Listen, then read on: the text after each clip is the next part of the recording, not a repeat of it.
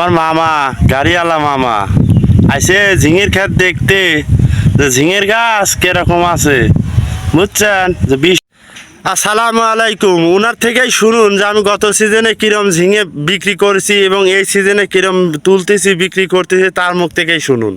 মোটামুটি গত সিজনে খুব ভালো একটা পয়সা ধরেছেন, এই সিজনে মোটামুটি আমি টানতেছি, মোটামুটি ভালোই হচ্ছে এখন পর্যন্ত।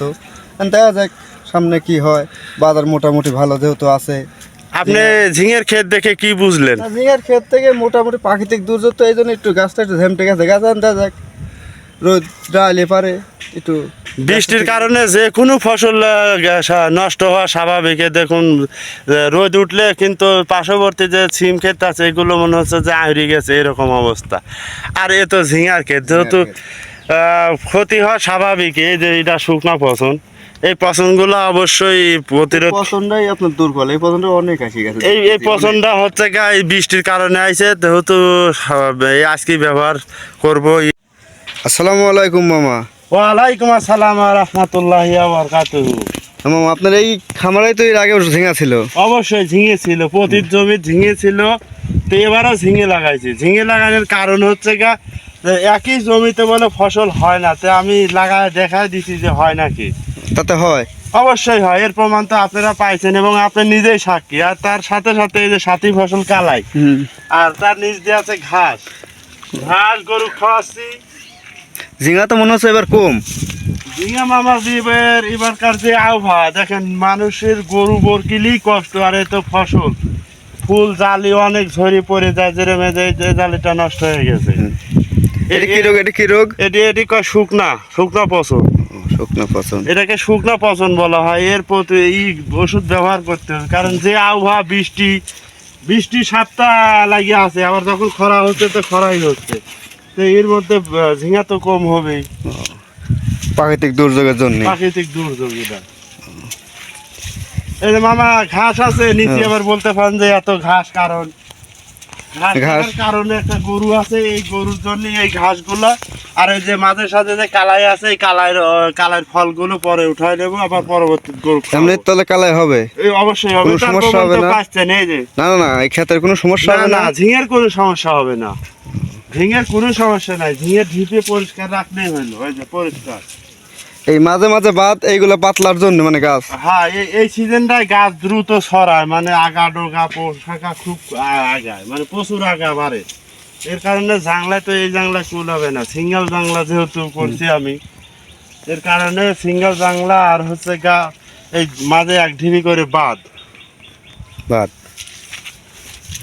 তাতে মোটামুটি এখন কিরম উঠতেছে আপনার ঝিঙাটা?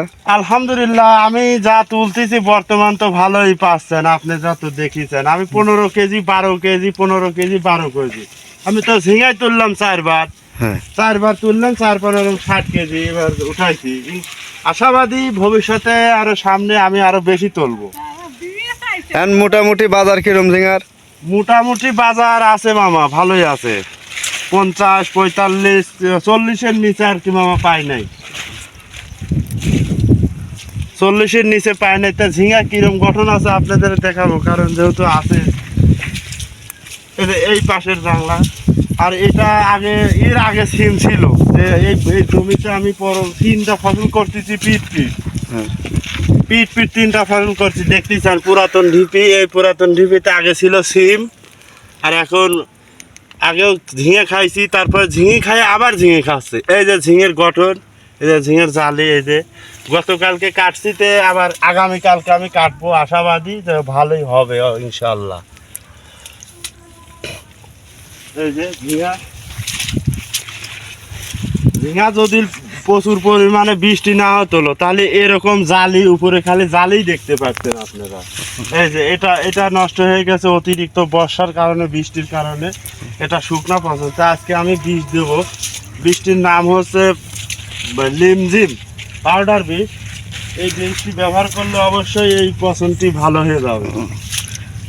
আপনার কীটনাশক কোথায় থেকে জোগাড় করেন? কীটনাশক মুলাডুলি আছে, পার্শ্ববর্তী রকুনপুর আছে, পার্শ্ববর্তী পার্থিপুর আছে। আর এই আপনি হয়তো জানলেও অবাক হবেন, এই ঝিঙা ফসলে আমি মাত্র 3 বার হচ্ছে গিয়ে সার প্রয়োগ করেছি, মাত্র 5 কেজি করে। আর 3 বার মাত্র কীটনাশক ব্যবহার করেছি এই যাবৎকালীন। তাহলে তো খরচ কম। খুবই খরচ কম, আমি আমার জানা মতে ওই জন্যই খরচ কম, এই জন্যে আমি ঝিঙা চাষে আগ্রহী এবং করব। তাহলে তো অন্যান্য যেগুলো কৃষক ভাই আছে তাদের জন্য ঝিঙে আবাদ করা তো সহজ হলে পারে।